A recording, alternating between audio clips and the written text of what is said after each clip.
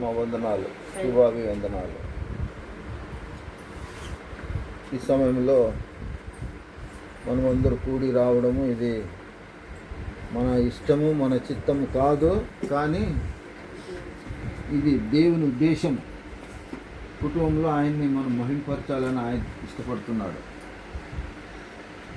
ఇంట్లో ఇది మొదటిసారి మనం అందరు రావడం, కూడుకోవడం అనుకుంటాను. సరేమ్మా? కరెక్ట్. దేవుని స్తోత్రం.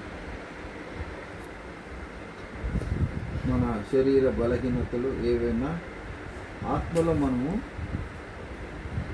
బలంగా ఉండాలి. హల్లెలూయా. మరి యేసుక్రీస్తు వారు ఎటువంటి దేవుడు అంటే శాశ్వతమైన ప్రేమతో నేను నిన్ను ఏం చేస్తాడు? ఆయన ప్రేమిస్తున్నాను. మంచి మాట. ఆయన ప్రేమ అపారమైనది. ఆయన ప్రేమ కొలవలేనిది, కొలత లేనిది, మూల్యము కానిది. ఆ మూల్యము అంటే వెల కట్టలేము మనం. మూల్యము అంటే వెల. ఒక్కొక్క వస్తువుకు ఒక రేట్ కడతాం మనం. బంగారుకైనా, వజ్రానికైనా, ఏ వస్తువుకైనా రేట్లు ఉన్నాయి. కానీ యేసు ప్రేమకు ఏ రేటు లేదు. అమూల్యమైనది. అటువంటి గొప్ప దేవుడు ఆయన. నిర్గమకాండంలో 20వ అధ్యాయంలో చెప్తాడు, ప్రభు ఆకాశమందైనను, భూమి అందైనను, నీటి లోపలైనను, పాతాళమందైనను యెహోవానైనా దేవుడను నేను ఒక్కడనే. దేవుళ్ళు ఎంతమంది ఉన్నారంటామో ప్రపంచానికి ఒక్కడే. నేను తప్ప వేరే దేవుని నువ్వు ఆరాధింపకూడదు, పూజింపకూడదు. ఏ రూపమును కూడా నువ్వు చేసుకొని కూడదు. దానికి సాగిలపడకూడదు, తల వంచకూడదు. ఒక్కడే దేవుడు. మేము ఒకప్పుడు 1000 మంది, 1 కోటి దేవుళ్ళని ఆరాధించిన వాళ్ళమే. అప్పుడు మాకు సత్యం తెలీదు. ఇప్పుడు సత్యం తెలుసుకున్నాం కాబట్టి నిజ దేవుడు ఒక్కడే.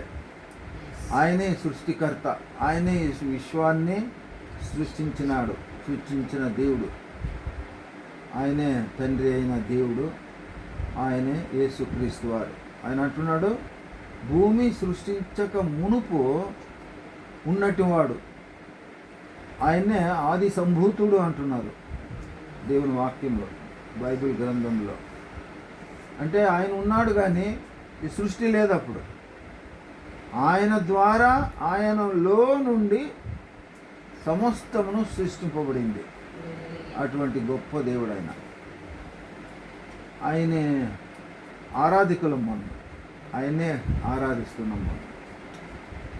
అసలుకి అప్పుడు యేసుక్రీస్తు వారు రాకమునుపు ఈ లోకంలో దేవుణ్ణి యెహోవా అని పేరుతో పిలిచారు. ఆయన్ని, దేవుణ్ణి. యేసు ప్రభు వచ్చిన తర్వాత యేసయ్యా అని యేసు నామము ప్రసిద్ధికి ఎక్కింది. ఈరోజు మనమందరూ కూడి రావడము, ఆయన కొద్ది మాటలు మనము ధ్యానించుకుందామండి. ఏమంటే మరి అన్యులు అంటే యేసుక్రీస్తును తప్ప వేరే దేవుళ్ళని ఆరాధించేవారు ఏం చెప్తున్నారంటే కీడెంచి మేలెంచు అంటున్నారు. కీడెంచి మేలెంచు అంటే ఫస్ట్ మనం ఏ కార్యం చేసినా, ఏం ఆలోచన చేసినా ఆ విషయమును బట్టి మనం దాని నుండి ఏం కీడు వస్తుంది అని ఫస్ట్ తెలుసుకోవాలి. తర్వాత మేలు, మంచిది ఏం జరుగుతుందని. ఫస్ట్ కీడేమొస్తుంది, ఈ టేబుల్ వేస్తే దీని నుంచి ఏం అపాయం వస్తుంది, ఏమన్నా తొందరలు వస్తుందా అని తొందరలు ఏమైనా ఉంటే ఆలోచించి ఏం తొందర లేదన్నప్పుడు ఓహో టేబుల్ వేస్తే ఏం మేలు జరుగుతుంది, మనకి ఒక కళ ఉంటుంది, ఇది ఒక మంచి సభ మాదిరి ఉంటుంది ఇది అని మీరు వేసినారు కదా.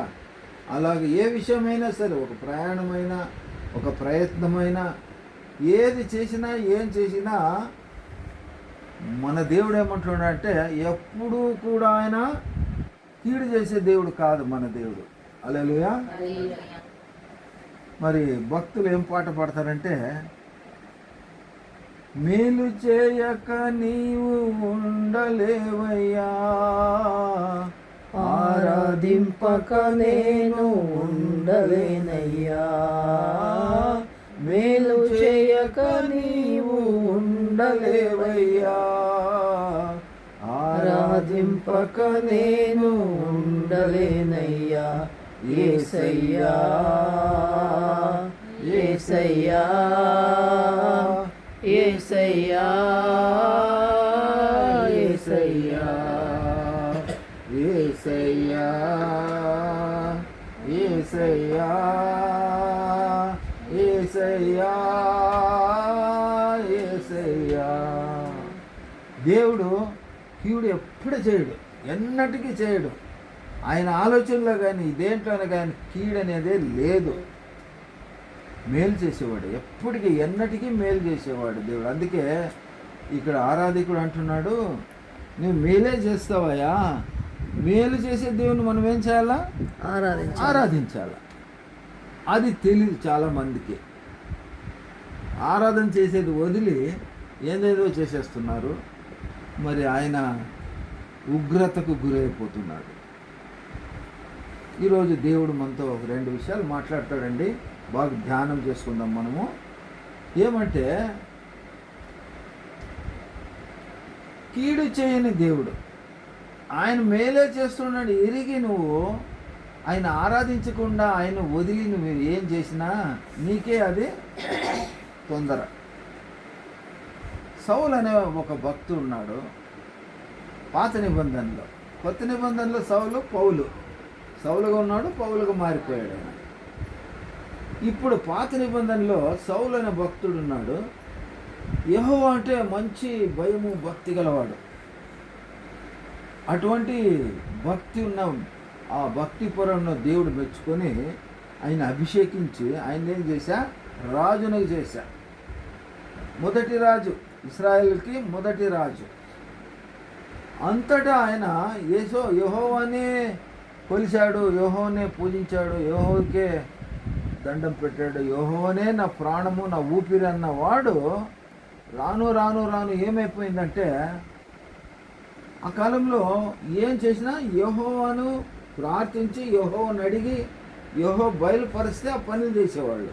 ఈ రాజు ఏ యుద్ధం చేసినా ఏం చేసేవాడు? ఇతను ఫస్ట్ ప్రార్థన చేసి యెహోవా ముందల సాగిలపడి, యెహోవా నేను యుద్ధం చేయాలా వద్దా నాయనా అని అడిగి ఆయన బయలుపరిస్తే, ఆయన అప్పణ ఇస్తే యుద్ధానికి వెళ్ళేవాడు, జయం పొందుకునేవాడు, జయించుకుని తన రాజ్యాన్ని విస్తరించేవాడు. అటువంటి భక్తుడికి రాను రాను ఏమైపోయిందంటే భక్తి బలహీనమైపోయింది. మనము కూడా మన సంఘాల్లో, క్రైస్తవుల్లో చాలామంది చూస్తాం. మనము మంచి భక్తులే, 20, 30, 40, 50 ఏండ్లు దేవుని బిడ్డలే జీవించిన వారు కూడా ఒక్కొక్కసారి తప్పులు చేసేస్తారు, అపరాధాలు చేసేస్తారు, పాపాలు చేసేస్తారు. ఆ పాపాలు క్షమించబడాలంటే దానికి విరుగుడు తెలీదు. అట్లాగే వాళ్ళ లెక్కల్లో పాపాలు లెక్కించి ఎక్కువైపోతాయి వాళ్ళ లెక్కల్లో. మళ్ళీ దానికి ఉత్తరం ఇవ్వాలి కదా. న్యాయ తీర్పు వచ్చినప్పుడు, మళ్ళీ ఆయన ప్రశ్నించినప్పుడు మనం జవాబు చెప్పాలి కదా. ఇదెందుకు పొరపాటు చేస్తేవి, నన్నెందుకు వదులుతీనివి, నన్నెందుకు విడనాడుతీవి అని దేవుడు అడిగినప్పుడు మనం ఉత్తరం చెప్పేవారంగా ఉండాలి.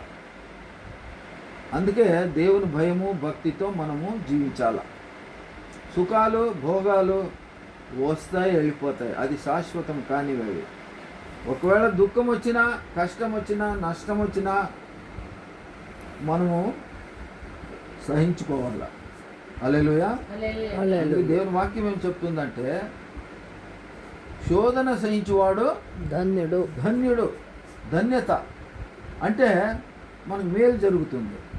సహించినప్పుడు మనకు మేలు జరుగుతుంది. ఎలాగా? యేసన్న గారు ఒక పాట రాసినాడు, నేను వెళ్ళే మార్గము నా యేసుకే తెలియదు. బంగారు మేలిమి రంగు రావాలా, మెరుగు రావాలంటే దాన్ని ఏం చేయాలంట? వేడిలో దాన్ని వేడి చేయాల, కరిగించాలా, వేడి చేయాలి. అప్పుడే దాన్ని మెరుగు కళ వస్తుంది, రంగు వస్తుంది, మెరుస్తుంది బంగారు. అట్లా మేలిమి బంగారు కావాలంటే కుటమి వేసి దాన్ని కరిగించాలా, వేడి చేయాలా, తట్టాలా, ఇంత చేస్తే దానికి ఒక మెరుగు వస్తుంది అన్నమాట. బంగారు చూస్తే ఎవరైనా కానీ బంగారు కల్తీ లెక్క ఉంది, ఇది సరిగా లేదు, దీనికి మెరుగు లేదు అంటారు. అంటే దాంట్లో కల్మషము అంటే వేరే లోహము కల్తీ తక్కువ ఉంటేనే మెరుగు వచ్చేది అది.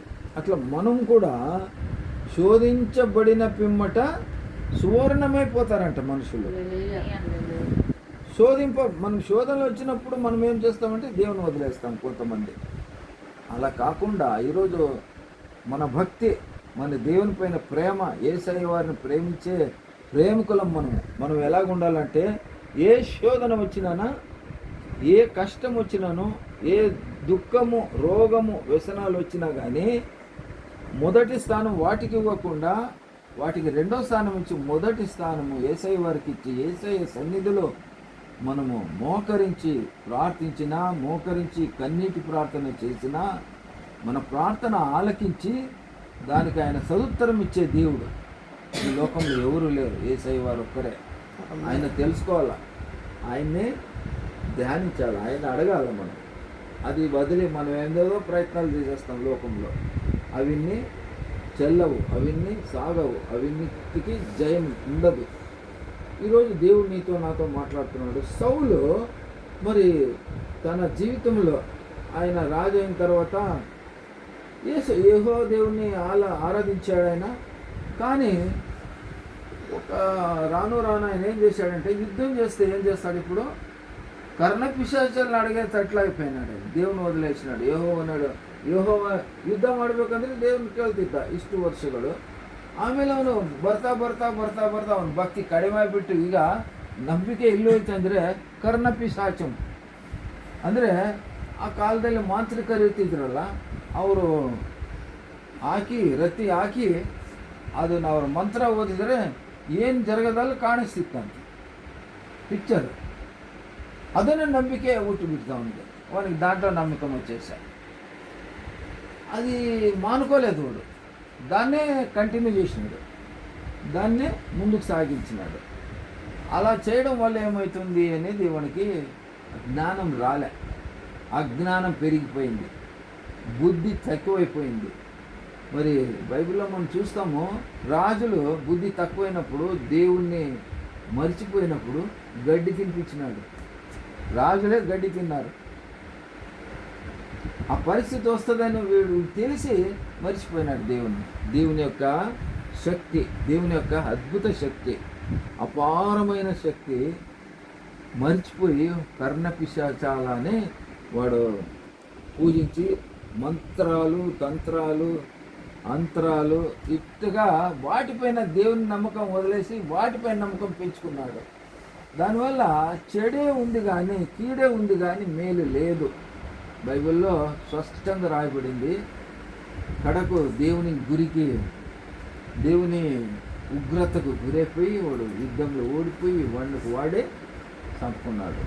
వాడు ఒక కత్తి సామర్థ్యాలు చేసి వాళ్ళు ఏం చేస్తారంటే శత్రువు ఇంకా పట్టుకుంటారు, వాళ్ళు శిక్షిస్తారు, అవమానం అయిపోతుందని కత్తి పైకి ఇసిరేసి అలా ఇట్లా శరీరం ఇచ్చినట్టే కత్తి కిందికి వచ్చినప్పుడు కడుపులో దూరి ఆ విద్య వాళ్ళు నేర్చుకుంటారు అన్నమాట.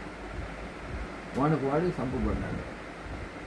తర్వాత వెదికి వాని తల కోసుకొని మన ఆయుధాలను తీసుకుని చచ్చినాడని ప్రూఫ్ చూపించాలి కదా రాజ్యంలో. వాడిని మెరవణికి చేసినారంట. అటువంటి కీడు ఎందుకు వచ్చేవాడికి? మంచి రాజు. ఎందుకు అలా కీడు వచ్చిందంటే నిజ దేవుణ్ణి వదిలి, సర్వశక్తి గల దేవుని వదిలి తంత్రాలు, మంత్రాలు, అంతరాలకి వాడు లొంగిపోయి బానిసైపోయి దేవునికి విరుద్ధం చేస్తున్నాను అనే జ్ఞానం లేకున్నట్ల, పరిజ్ఞానం లేకున్నట్ల ఆ కార్యం చేసిన దానికి దేవుని ఉగ్రతకి బలైపోయినాడు. మనుషులు ఇప్పుడు తెలుసుకోవాలి, నేనైనా మీరైనా ఎవరైనా మనము నిజ దేవుడు ఎవరని తెలుసుకోవాలా, సత్యమైన దేవుడు అని ఎవరు తెలుసుకోవాలా, దేవుడు ఎంతమంది అని తెలుసుకోవాలా. దేవుడు ఒక్కడే. ఇప్పుడు మాట్లాడుకున్నట్లు నిర్గమకాండ 20వ అధ్యాయంలో యెహోవా అనే దేవుడు నేను ఒక్కడే అంటున్నాడు ఆయన. దశాజ్ఞలో మొదటి ఆజ్ఞ ఆజ్ఞ. ఎంతమంది మన దేవుడు చెప్పండి, ఒక్కడే, చెప్పండి. ఒక్కడే. ఒక్కడేనా? ఇట్లా అంటారా? ఎట్లా అంటారు? ఇట్లా ఇంతమంది దేవుళ్ళు? హల్లెలూయా. దేవుడు ఒక్కడే, ఒక్కడే. దేవుడు ఒక్కడే. ఒక్కడే. ఆయన వదిలి మనం అలమారకు పూజ చేయకూడదు, మిషన్కి పూజ చేయకూడదు. కొంతమంది వంట చేసే కుండకు కూడా పూజ చేస్తారు. కొంతమంది కొత్త మొబైల్ తెస్తే పూజ చేస్తారు, కొత్త కంప్యూటర్ తెస్తే, కొత్త మోటార్ బైక్ తెస్తే పూజ చేస్తారు. అలాంటి పనులు మనం చేయకూడదు కదా.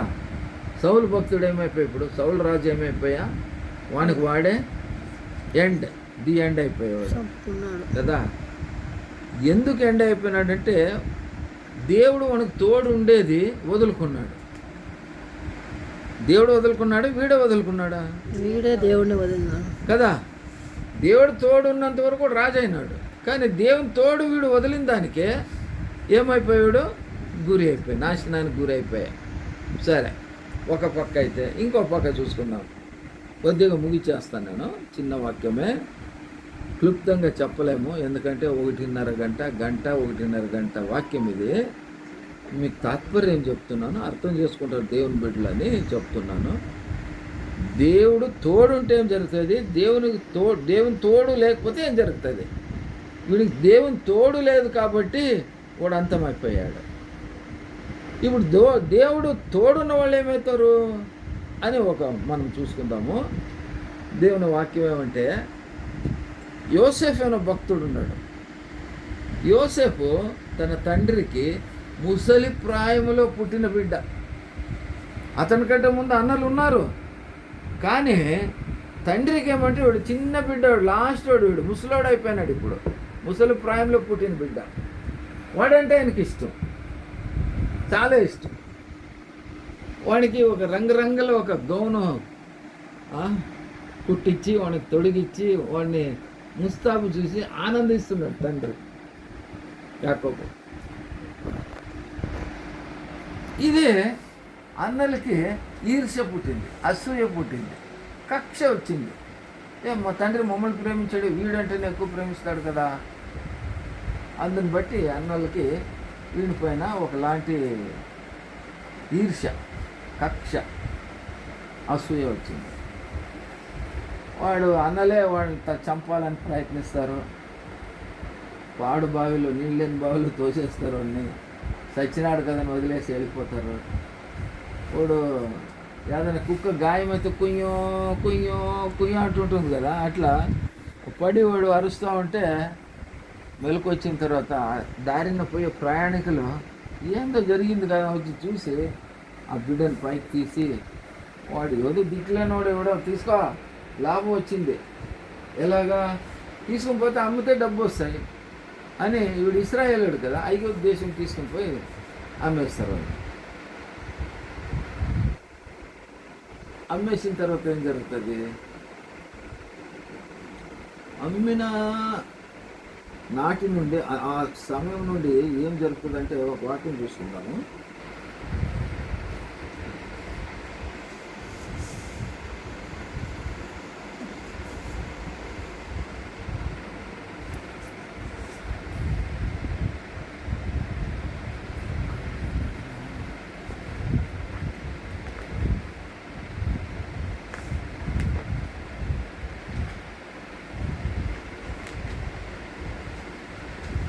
దేవా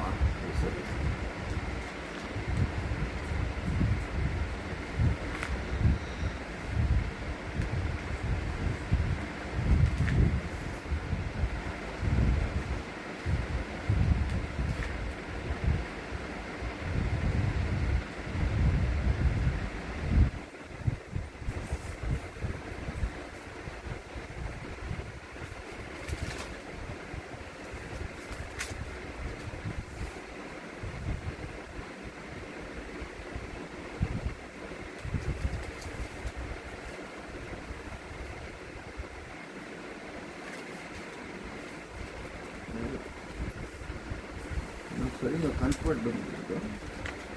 వాక్యం ఏం సెలవిస్తుందంటే, యోసేపుకు యెహోవా దేవుడు తోడై ఉండెను. తోడై ఉన్నాడు కాబట్టి అన్నీ ఉన్నవాడికి మంచివి జరుగుతున్నాయి. అమ్మా యెహోషువ 1:9.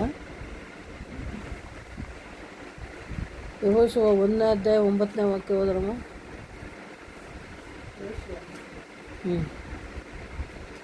యెహోషువ 1:9 కదా. ನಾನು ನಿನಗೆ ಆಜ್ಞಾಪಿಸುತ್ತೇನಲ್ಲ, ಸ್ಥಿರಚಿತ್ತನಾಗಿರು, ಧೈರ್ಯದಿಂದಿರು, ಅಂಜಬೇಡ, ಕಳವಳಗೊಳ್ಳಬೇಡ. ನೀನು ಹೋಗುವಾಗೆಲ್ಲ ನಿನ್ನ ದೇವರಾದ ಯೆಹೋವನು ನಿನ್ನ ಸಂಗಡ ಇರುತ್ತಾನೆ ಎಂದು ಹೇಳಿದನು. నిన్న సంగడ ఇరుతానే, నీ తోడై ఉండును అని చెప్పాడు దేవుడు.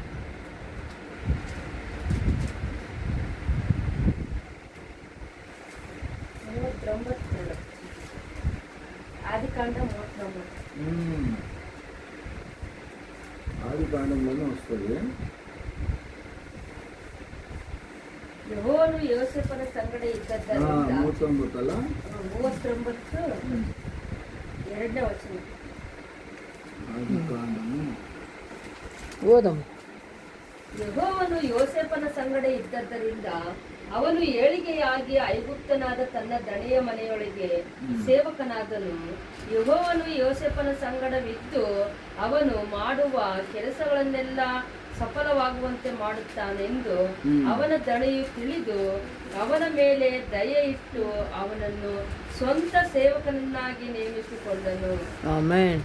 ఆయనకు తోడు ఉన్నాడు కాబట్టి ఎంతమంది ఉన్నా కూడా ఇతన్ని తన ఇంట్లో మంచి మేనేజర్గా అపాయింట్మెంట్ ఇస్తాడు. వీడు అమ్మబడినవాడు, గులాముని ఉన్నాడు.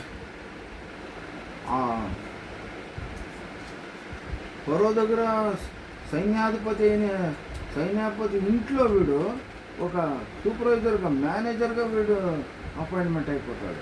ఎందుకు అటువంటి లాభం వచ్చిందంటే, అటువంటి పరిస్థితి వచ్చిందంటే, అటువంటి మంచి స్థానం దొరికిందంటే యెహోవా ఇతనికి తోడై ఉన్నాడు. ఆమేన్.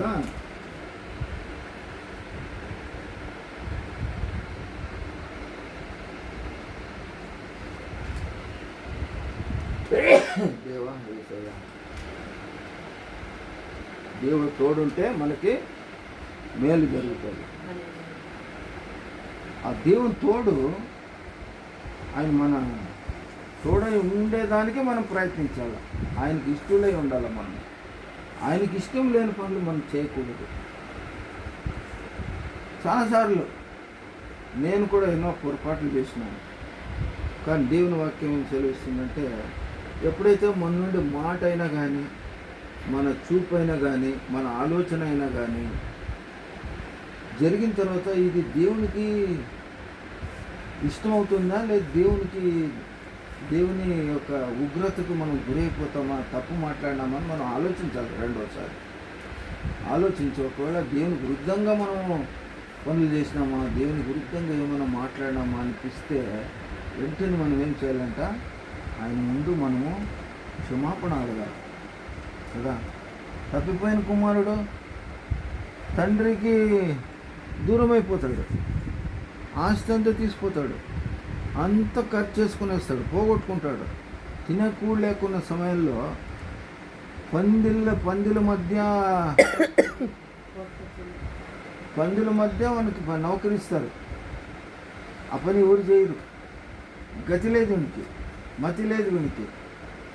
ఆ పని చేసి భోజనం లేకపోతే పందులు పెట్టిన పొట్టు తింటాడు వాడు. తింటూ ఒకరోజు వానికి జ్ఞానోదయం కలుగుతుంది. నేను ఏం పని చేస్తున్నాను, వానికి ఒక ఆలోచన వచ్చింది. అవును కదా, నేను చేసిన పనులు ఎలాగున్నాయి, నేను చేసింది పరలోకానికి విరుద్ధంగా పని చేసినాను కదా, నా తండ్రికి విరుద్ధంగా పని చేసినాను కదా అని వానిలో పశ్చాత్తాపం వచ్చింది. ఏమొచ్చిందమ్మా? పశ్చాత్తాపం. పశ్చాత్తాపం. అలాంటి కార్యం మనం కూడా జ్ఞాపకంలో పెట్టుకోవాలి. ఎప్పుడో మన నుంచి ఏమైనా జరగాలని జరిగితే మనం ఏం చేయాలంటే, జరగాలని ఏం జరుగుతాయి? దేవునికి విరుద్ధమైనవే జరగరానివి. దేవుని గుడి ముందు పోతారు, అన్నిల గుడిల ముందు పోయినప్పుడు దేవుని బిడ్డలు ఏం చేస్తారు? మళ్ళీ చంపలు వేసుకుంటారు. తగునా? లేదు. ఇంకా కొంతమంది ఏం చేస్తారు? ఇండ్లలో నిమ్మకాయలు కట్టుకుంటారు. ఇంకా కొంతమంది ఏం చేస్తారు? ఇండ్లలో టెంకాయలు పెట్టుకుంటారు. ఎవరికి తెలుకున్నట్టు మూలలు ఆడో పెట్టింటారు, నేను చూసినాను. ఇంకా కొంతమంది ఏం చేస్తారు? అమ్మ బైబిల్ అమ్మా కొద్ది వాక్యం చదివి మీకు చెప్తానంటే ఎదికి అటకపోయినా ఎక్కడో పెట్టింది తీసి దుమ్ము కొట్టి ఇస్తారు. దేవుని బైబిల్ ఎక్కడ ఉండాలా? అక్కడ లేకున్నట్లే ఇంకెక్కడో ఉంటే ఆ బైబిల్కి విలువ లేకున్నట్ల, బైబిల్కి భయము భక్తి లేకున్నట్ల ఉంచితే మన దేవునికి ఇష్టం లేకపోరా? ఇట్లా పనులు మనం చేయకూడదు. ఏదే కానీ ఏ వస్తువైనా కానీ ఉన్నప్పుడు అన్నిటి పై భాగంలో బైబిల్ ఉండాలి. బైబిల్ పైన ఒక పెన్ను కూడా పెట్టకూడదు.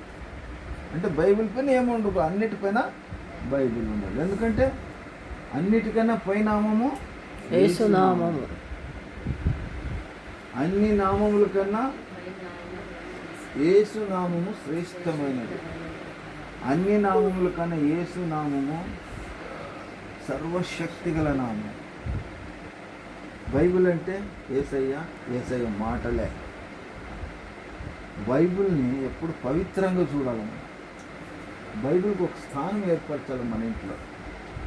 అలాంటి పరిస్థితి ఉన్నప్పుడు ఏమవుతుందంటే ఆ ఇంటికి శుభము కలుగును, ఆ ఇంటికి శుభము కలుగును గాక, మన ఇళ్లకు శుభములు కలుగును గాక.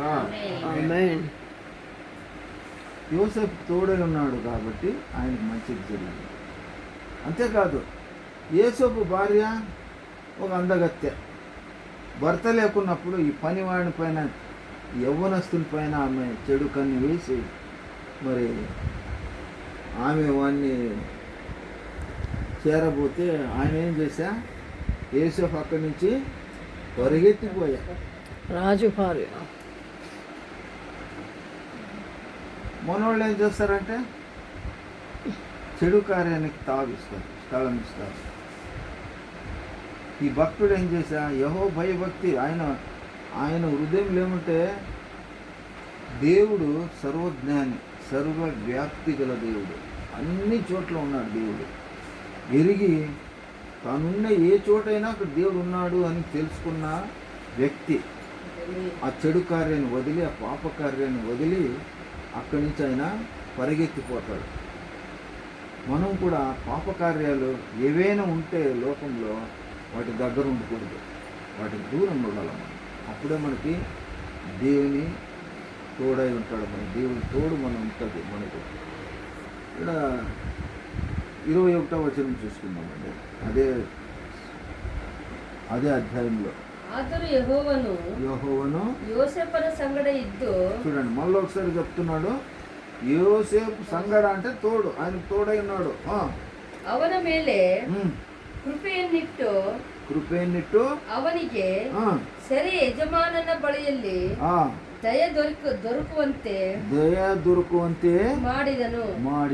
చూస్తున్నారా? దేవుని కృప ఉంటే మనుషులు కూడా మన పైన దయ చూపిస్తారు, కరుణిస్తారు, మనల్ని కాపాడడానికి సహాయం చేస్తారు.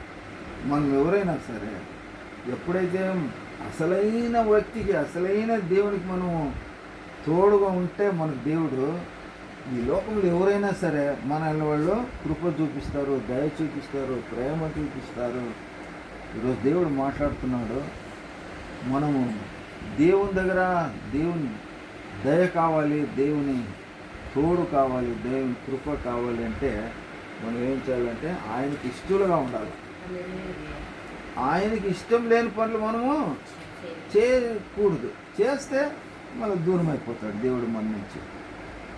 దేవుడు దూరం కాకూడదు, మనతో కూడా ఉండాలా, మన మన హృదయంలో ఉండాలా, మన ఇంట్లో ఉండాలా, మన జీవితంలో ఉండాలంటే మనం ఏం చేయాలంటే దేవునికి ఇష్టమైన పనులే మనం చేయాలి.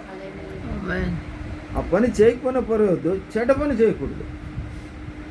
దేవునికి విరుద్ధమైన పనులు చేయకూడదు, దేవునికి అసహాయమైన పనులు చేయకూడదు.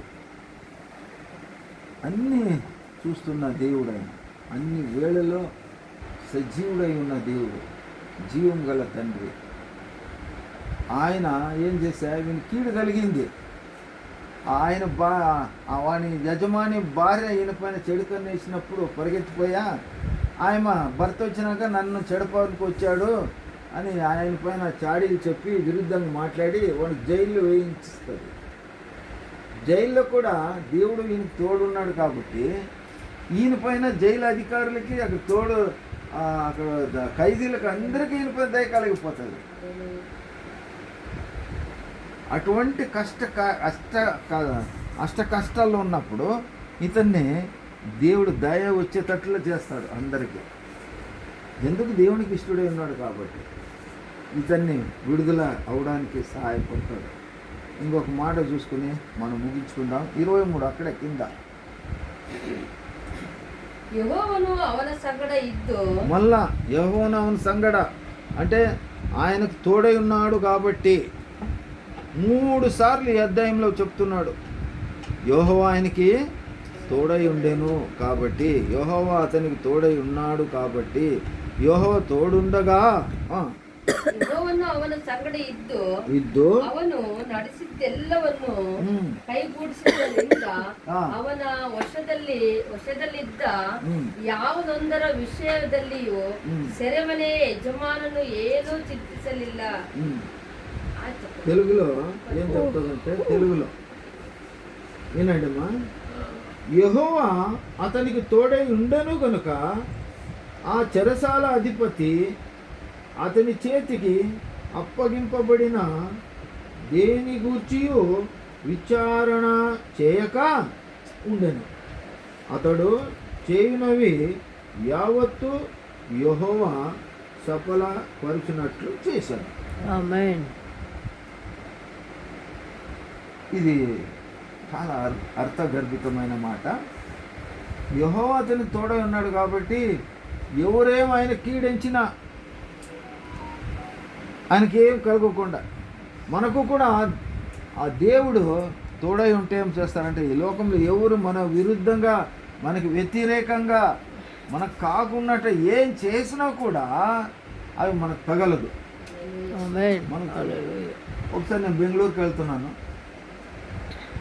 రాత్రి సాయంకాలం ట్రైన్, అప్పుడు బెంగళూరుకి సాయంకాలం పోయేదప్పుడు ట్రైన్ 4:30కు ఎప్పుడు వచ్చేది, ఇప్పుడు లేదు కదా అది. సోమలాపూర్ నుంచి ఒక భార్య భర్త ఎక్కినారు. అరే ఎక్కడ వెళ్తున్నారంటే బెంగళూరుకి అప్పాజీ అన్నారు. నేను బెంగళూరుకి అనుకున్నాను, ఎక్కినాము. వాళ్ళు రాయదుర్గంలోనూ దిగినారు. వాళ్ళు వెళ్ళేది ఎక్కడ వెళ్తున్నారంటే మంత్రసాని దగ్గరికి వెళ్తున్నారు. మంత్రాలు చేసేదానికి, మంత్రాలు చేయించుకునేదానికి వెళ్తున్నారు. నాకు అబద్ధం పలికినారు, బెంగళూరుకి వస్తున్నామన్నారు. నేను ముందు రాయదుర్గంలో ఎవరో కలిస్తే మనోళ్ళు వచ్చినారు ఈ ట్రైన్లో అంటే, లేదు వాళ్ళు ఇక్కడికి రాలేదు, వాళ్ళు ఎక్కడ పోయినారంటే మాల్యం మన ఊరికి పోయినారు. ఇప్పుడు వాళ్ళు మాల్యంకి ఎందుకు పోయినారంటే మంత్రం కట్టించే పోయినారు. దేవుడి బిడ్డలో సోమలాపూర్ భక్తులు, పేరు చెప్పకూడదు. ఇట్లా చేస్తే మొన్న 2 రోజుల కింద చర్చిలో వాక్యం చెప్తా ఉంటాను, వచ్చింటిని అమ్మ వాళ్ళు పిలుచుకొని పోయారు. చర్చికి పోతేనే వాక్యం చెప్పేది అయిపోయింది. నా దగ్గర వచ్చి ఆ తండ్రి ఏడుస్తున్నాడు, కంట్లో నీళ్ళు పడుతున్నాడు. ఏమంటే నా కొడుకు నా మాట విన్నంటున్నాడు, తాగేది నేర్చేసుకున్నాడు. చిన్నోడు తాగేది నేర్చేసుకున్నాడు, రౌడీ అయిపోయినాడు, మమ్మల్ని కొట్టేకొస్తున్నాడు ఇంట్లో. ఆ రోజు చెప్తే నీకు జ్ఞాపకం ఉందా, నీ కొడుకుని సండే స్కూల్ పంపించు, నీ పిల్లల్ని సండే స్కూల్ పంపించండి సంఘంలోని అందరికీ చీలకాకు చెప్పినట్లు చెప్పినాను. పంపించిన వాళ్ళేం పంపించినారు, బాగుపడినాడు. ఎందుకు బాగుపడినారంటే వాళ్ళకి దేవుడు తోడై ఉన్నాడు, యేసయ్య వారికి తోడై ఉన్నాడు. వీళ్ళు చెప్పిన మాట విలువ లేదు, అర్థం తెలీదు, దేవుని భక్తి అసలే లేదు. రోజు రోజు క్షీణమైపోతుంది కానీ అభివృద్ధి కాకుండా పోయింది. దేవుని వాక్యంలో భయము భక్తి లేకుండా పోయింది. మళ్ళీ వాళ్ళకి తోడుంటాడా దేవుడు? అమ్మ ఉంటాడా? ಏನಪ್ಪ ಇರ್ತಾನ? ಇರೋದಿಲ್ಲ. ಇದಕ್ಕೆ ಮಕ್ಕಳು ಚಿಕ್ಕವರಿದ್ದಾಗ ಅವ್ರನ್ನ ನಾವೇನು ಮಾಡಬೇಕು ಅಂದರೆ ದೇವರ భయభక్తులు ಬೆಳೆಸಬೇಕು. చిన్నపిల్లలకి ఎక్కడైనా ప్రార్థన చేయమంటే నేనేం చేస్తానంటే చిన్ననాటి నుండి యెహోవా భయభక్తులు పెరిగి పెద్దవారై తల్లిదండ్రులకు మంచి పేరు తెచ్చే బిడ్డలుగాను క్రీస్తునకు ప్రతిష్ట తెచ్చే బిడ్డలుగాను దీవించండి, ఆశీర్వదించండి ప్రభువా. మీకు సాక్షులుగా జీవించుటకు సహాయం చేయండి నాయన. బిడ్డలకు ఆరోగ్యం ఇవ్వండి, ఆయుష్ ఇవ్వండి, అభిషేకం ఇవ్వండి అని నేను ప్రార్థిస్తాను. కాబట్టి తల్లిదండ్రులు, సంఘంలో తల్లిదండ్రులు అందరూ కూడా ఎట్లా ఉండాలంటే దేవుని నమ్మిన బిడ్డలు ఎల్లప్పుడూ దేవుని యందు భయభక్తులు కలిగి జీవించాలి. మనం కూడా ఒకరోజు ఆయన న్యాయ తీర్పుకి వచ్చినప్పుడు మనం ఒప్ప చెప్పేవారు అలాగా ఉండాలి. మనం ఇప్పుడు ఈరోజు ఈ యొక్క వాక్యంలో మనం మాట్లాడుకుంటూ దేవుని వాక్యంలో మనం నేర్చుకున్నది ఏమంటే యెహోవా ఆయనకు తోడై ఉండెను గనుక అన్ని 3 సార్లు అదే మాట పలుకుతాడు ఈ ఒక్క అధ్యాయంలో. ఆయన తోడుంటే మనకే కొరత లేదు. అయినా మనం దేనికోసం ప్రాకులాడాలంటే కన్నడలో తవకపడ్రి అని ఉంది. మొదలు దేవుని రాజ్ಯಕ್ಕಾಗಿ మొదట నీవు దేవుని రాజ్యము కొరకు, నీతి కొరకు మనం జీవిస్తున్నాము. మనం జీవింపజేసేది ఎవరు? ఆ దేవాది దేవుడే కదా. ఆయన అన్నీ మనకు మంచి చేస్తున్నాడు కదా. రోజు నిన్ను సురక్షితంగా నడిపిస్తున్నాడు, రోజు నిన్ను క్షేమంగా కాపాడుతున్నాడు, రోజు నిన్ను కృప నుండి కృపకు నడిపిస్తున్నాడు. మరి ఆయనకు మనం ఏమిస్తున్నాము? ఏమి ఇస్తలేదు. రోజు కూడా మనం ఆయనకి ధన్యవాదాలు చెప్పాలి, కృతజ్ఞతలు తెలియజేయాలి. దేవుని వాక్యం చెప్తుంది, కృతజ్ఞత హృదయం కలిగి నువ్వు జీవించు. మేలు చేసే దేవుణ్ణి మనం ఏం చేయాలా? కృతజ్ఞతలు తెలపాలి. ఆయనకి ఏమి ఇచ్చి ఆయన రుణం తీర్చుకోగలం? మనము ఏమి ఇవ్వలేము. మనము ఆయనే తీసుకుంటాడా? చేయి చాచి తీసుకుంటాడా? మనుషులు తీసుకున్నట్లు దేవుడు తీసుకుంటాడా? లేదు కదా. తండ్రి అయిన దేవుడు కంటికి కనబడడు. ఆయన ఆత్మస్వరూపుడు. దేవుడు ఆత్మస్వరూపుడు కనుక అతనిని ఆరాధించేవారు ఆత్మతోనూ సత్యముతోనూ ఆరాధింపవలెనని నేను ಆತ್ಮದಿಂದ ಸತ್ಯಕ್ಕೆ ತಕ್ಕ ಹಾಗೆ ಆರಾಧಿಸಬೇಕು ಅಂತ ఆయన కోరేది, వేరేం కోరదు. కాబట్టి మనం ఏం చేస్తున్నాం? మంత్రాలు తంత్రాలకి స్థావిస్తున్నామా?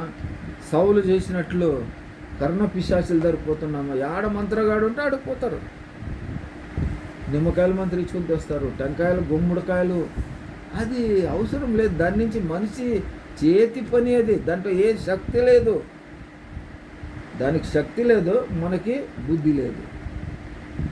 బుద్ధి గలవాడు దేవునికి విరుద్ధంగా ఉన్న శక్తికి పూజింపకూడదు మనం ఎప్పుడు కూడా, ఎల్లప్పుడూ కూడా. అందుకే దేవుడు ఒక మాట అంటాడు, ఆ మాట మనం చూసుకొని ముగిచ్చేసుకుంటాం. ప్రకటన గ్రంథంలో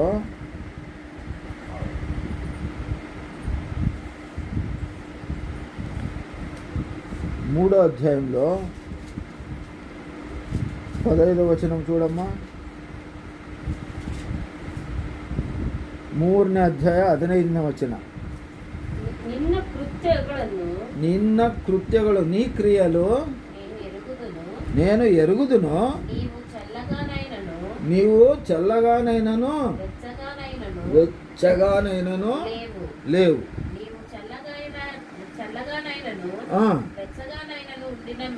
మేలు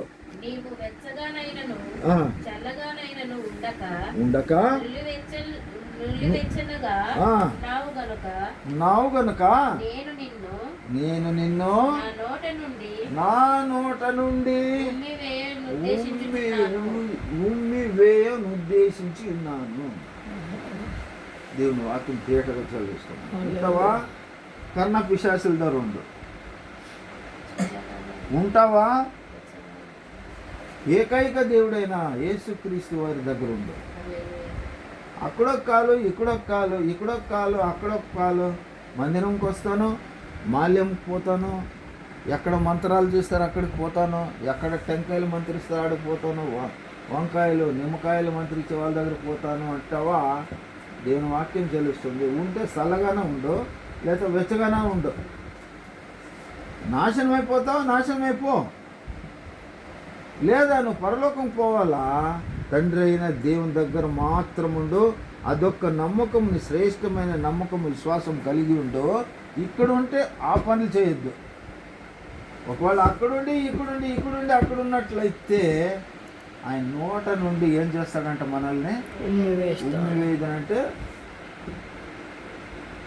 ఉమ్మివేసేదేమి? గలీజిది కదా, గలీజిందಲ್ಲ ఉగులోదు. బాయిలు ఎక్కించుకుంటారు దేవుడు, బాయిలు ఏం ఎత్తుకుంటారంటే ఒళ్ళేది ఎత్తుకుంటారు కదమ్మా. మనం మంచివాళ్ళుగా ఉండాలి, దేవుని భక్తులుగా ఉండాలి, విశ్వాసం కలిగి ఉండాలి, సంపూర్ణమైన నమ్మకం కలిగి ఉండాలి మనం. అప్పుడేం జరుగుతుందంటే తండ్రి అయిన దేవుడు, సృష్టికర్త అయిన దేవుడు యేసుక్రీస్తు వారు మనకు తోడైతాడు. దేవుడు నీకు తోడు ఉండాలని అనుకుంటావా? ఈరోజు రామయ్య ఈ మాట మర్చిపోಬೇಡ. నేను ಅಲ್ಲಿ ಹೋದೆ ಇಲ್ಲಿ ಹೋದೆ ಅಂದ್ಕೊಂಡಿಯಾ ದೇವರಿಗೆ ದೂರ ಆಗ್ಬಿಡು. ದೇವರೇ ನನ್ನ ಬಾಯಿಂದ ನೀನು ಉಗುಳಿ ಬಿಡ್ತೀನಿ ಅಂತಾರೆ. ಈ ಮಾತು ಗಂಭೀರವಾದ ಮಾತು. ದೇವರ ಮಕ್ಕಳಾದ ನಾವು ಇದನ್ನು ಮರೆತು ಹೋಗಬಾರ್ದು. ಇನ್ನೊಬ್ರಿಗೆ ಹೇಳಂಗಿರ್ಬೇಕು ನಾವು. ఇంకొకరికి మనం దేవుని వాక్యమో సెలవిచ్చేవారుగా ఉండాలి, మనం చెప్పేవాళ్ళుగా ఉండాలి. దేవుడు తోడు లేకపోతే ఏమేవాడు? సౌలు వాడే ఆత్మహత్య చేసుకుంటాడు. కత్తి పైకేసి కడుపులో గుచ్చుకునేటట్లు దానికి దేహం ఇచ్చా గుచ్చుకుని పోయా యుద్ధ భూమిలో చచ్చిపోయాడు. ఎదికినప్పుడు రాజు ఆడున్నాడు ఎవరు? శత్రుడు. కడక వాడు చనిపోయాడు చూసి ఒక తల నరుక్కొని తీసుకుని పోయేవాడు. వాడు చంపినామని చెప్పాలంటే ఒక తల చూపేది కదా. సౌలు తల ఇదే. సాతాను కార్యాలు అట్లే ఉంటాయి. మన తల నరికేసే మాదిరి ఉంటాయి, తల దింపే మాదిరే ఉంటాయి మన కార్యాలు. మనల్ని వాడు నమ్మించినట్టు చేసి పాతాళానికి తొక్కేస్తాడు. వాడే మన శత్రువు. వాడే మనల్ని నాశనం చేసే ఒక శక్తి. నాశనం చేసే శక్తిని ఎప్పుడు కూడా మనము దూరంగానే ఉంచాలి, దగ్గర తీసుకోకూడదు. మన దగ్గర ఎవరు ఉండాలా? శక్తి గల దేవుడు కాదు, సర్వశక్తి గల దేవుడు. ఈ శక్తి ఉంది, ఆ శక్తి లేదనేటట్లు అన్ని శక్తులు సృష్టికర్త అయిన దేవుని దగ్గర ఉంది. ఆయన నామానికి మహిమకరంగా మనం జీవించాలి. ఎందుకంటే ఏ క్షణంలో మనిషి ప్రాణము పోయినా మనం పరలోకానికి పోయే మాదిరిగా జీవించాలన్నమాట. దేవుని నమ్మినామనుకుంటారు చాలామంది, దేవుని దగ్గరికి రారు. అలా కాకుండా దేవుడు ఎల్లప్పుడూ మనకు తోడుగా ఉండాలంటే ఆయనకి ఇష్టమైన వారుగా ఉండాలి మనం. ఒకసారి మనల్ని మనమే పరీక్షించుకుందామండి. దేవుని వాక్యం ఎప్పుడు చెప్తుంది, మిమ్మల్ని మీరు పరిశోధించుకోండి, మిమ్మల్ని మీరు పరీక్షించుకోండి. నీవు దేవుని బిడ్డగా ఉన్నావా? దేవునికి ఇష్టడుగా ఉన్నావా? దేవుని నామానికి విరుద్ధంగా ఉన్నావా? పరలోకానికి విరుద్ధంగా జీవిస్తున్నావా? వాక్యానికి విరుద్ధంగా ఉన్నావా? దేవుని వాక్యాన్ని గ్రహించు, దేవుని వాక్యాన్ని అనుసరించు. అంటే దేవుని వాక్య ప్రకారం జీవించు. అంటే పరిశుద్ధులుగా జీవించాలమ్మా. పరిశుద్ధులు ఎవరంటే, పరిశుద్ధము ఏంటి అంటే పాపము లేకుండా ఉండుట. పరిశుద్ధం అంటే లేకుండా ఉంటే పరిశుద్ధం. పరిశుద్ధ జీవం అంటే పాపము ఉండకూడదు మనలో. పాపం ఏంటి? మొదటి పాపం ఏంటంటే దేవుడు ఒక్కడే, తండ్రి అయిన దేవుడు ఒక్కడే. ఒక్కడిని వదిలి రెండో దేవుడిని నువ్వు పూజింపకూడదు, ఆరాధింపబడకూడదు, సాగిలపడకూడదు. ఆయనకి మరి ఆయాస్కరంగా నీవు జీవించకూడదు. దేవుడు చూస్తున్నాడా? ఎక్కడున్నాడు దేవుడు రా అంటారు. అది కాదు. ఆయన సర్వజ్ఞాని, సర్వ అంతర్యామి, అన్ని చోట్ల గల దేవుడు. ఆయనకి తెలియని చోటు ఏది లేదు. ఆయనకి విరుద్ధంగా రహస్యంగా ఏవైనా పాపాలు చేసినట్లయితే మనుషులు తెలుసుకోవాలి. దేవుడు చూస్తున్నాడు. ఆయన కనబడుతుంది ఏదీ లేదు, సర్వం ఆయనకి దృష్టి. దేవుని వాక్యం సెలవిస్తుంది, యెహోవా కనుదృష్టి భూలోకమంతటను సంచరించుచున్నది. బ్యాటరీ లైట్ వేస్తే స్ట్రైట్గా పోతుంది లైట్, టింగా వంగ పోతుందా? లైట్ పోతుంది అట్లా లేదు. కానీ దేవుడిది టేబుల్ చుట్టేసుకుని పోతుంది, అలమార చుట్టేసుకుని పోతుంది ఆయన చూపు దృష్టి. అటువంటి గొప్ప దేవుడు ఆయన. ఆయన తెలియంది ఏమీ జరగదు. నువ్వేమైనా చేస్తున్నావంటే ఆయనకు తెలిస్తే ఆయన ఎంత బాధపడతాడు దేవుడు. ఒక్క దేవుని దగ్గరకు రాకుండా నువ్వు ఉన్నట్లయితే దేవుడు నీకు ఎట్లా తోడై ఉంటాడు? అనుక్షణము అనుదినము నిన్ను నన్ను మనల్ని కాపాడే దేవుడు. నేను బ్రతికొస్తున్నాను అంటే ఎవరు నాకేం చేయలేదు, నాకు నేనే బతుకుతున్నాను అనుకోకూడదు. ఆయన కృప లేనిదే మనము జీవించలేము. హల్లెలూయా. కాబట్టి దేవుడు చెప్తున్నాడు, ఆయన నీకు తోడు ఉండాలా, నాకు తోడు ఉండాలి, మనందరికి తోడు ఉండాలంటే ఆయనకి ఇష్టలుగా మనం జీవించాలి. ఆయన వాక్య ప్రకారం మనం జీవించాలి. హల్లెలూయా. అనుక్షణము అనుదినము ఆయనకు కృతజ్ఞత తెలియజేసేవారముగా ఉండాలి. ఈ కుటుంబంలో ఆ యొక్క దేవాది దేవుడు, ఏకైక దేవుడు, రక్షకుడు, లోక రక్షకుడైన యేసుక్రీస్తు వారి కృప మెండుగా ఉండును గాక. ఆమేన్. ఉంటుంది. ఆయన నామాన్ని కీర్తించినప్పుడు తప్పకుండా ఆయన ప్రసన్నత పూర్వంలో ఉంటుంది. ఆయనకి ఇష్టలుగా మనం జీవిస్తాము. ఎన్నాళ్ళు జీవిస్తాము మనకు తెలియదు, ఎప్పుడు మనకి కీడు వస్తుందో మనకు తెలియదు. కానీ కీడు నుంచి తప్పించుకోవాలా, తప్పింపబడాలా అంటే ఆయన కృప ఎంతైనా అవసరం. ఆయన కృప ఎలాగుంటుందంటే పౌలు భక్తుని దేవుడు అంటాడు వాక్యంలో, నా కృప నీకు చాలును. చాలును. ఆ వస్తువు కొరకు, ఈ డబ్బు కొరకు, దాని కొరకు, దీని కొరకు నువ్వు వ్యథపడవద్దు. ఆయనకి ఇష్టలుగా జీవిస్తే నీకు కావలసినవన్నీ నీ వెంట నిన్ను వెంబడిస్తాయి. 23:6 కీర్తన 23వ అధ్యాయము 6వ వచనం ఓది ముగిసిపోయాను. 23:6ನೇ ವಚನ. ನನ್ನ ಸತ್ಯವು ಕೃಪೆಯು ನಿನ್ನನ್ನು ಶಾಶ್ವತವಾಗಿ ಹಿಂಬಾಲಿಸುವುದು.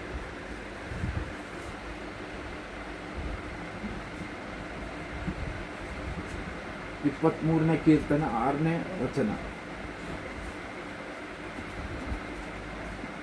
ಆತನು ತನ್ನ ಮಹಾಶಕ್ತಿಯಿಂದ ನನ್ನ ಸಂಗಡ ವ್ಯಾಜ್ಯವಾಡುವವನು ಇಲ್ಲವೇ ಇಲ್ಲ, ನನ್ನ ವಿಜ್ಞಾಪನೆಯನ್ನು ಗಮನಿಸುವವನು, ಅಲ್ಲಿ ಯಥಾರ್ಥ ಚಿತ್ತನು ಆತನೊಂದಿಗೆ ವಾದಿಸಲು ಆಕಾಶ. ಅಮ್ಮ ಯಾವುದು ಓದ್ತಾ ಇದೆ ಮಗ? ಕೀರ್ತನೆ 23. ಕೀರ್ತನೆ ಮಗಳೇ, ಕೀರ್ತನೆ 23 6ನೇ ವಚನ. ನಿಶ್ಚಯವಾಗಿ ನನ್ನ ಜೀವಮಾನವೆಲ್ಲ ಶುಭವು ಕೃಪೆಯು ನನ್ನನ್ನು ಹಿಂಬಾಲಿಸುವವು. ಆಮೆನ್. ಸದಾಕಾಲವು ಯೆಹೋವನ ಮಂದಿರದಲ್ಲಿ వాసవిరువెను. యెహోవా దగ్గర మనం ఉంటే మన జీవితకాలం అంతా కూడా శుభములు కృపయు మమ్మల్ని వెంబడిస్తాయి, వెంబడించును. కృప పరిశుద్ధాత్మ దేవుడు మనందరికీ కలుగజేయును గాక. ఆమేన్. కళ్ళు మూసుకుందాం, హల్లెలూయా, హల్లెలూయా. అమ్మ ఆత్మీయ తల్లి ప్రార్థిస్తారు.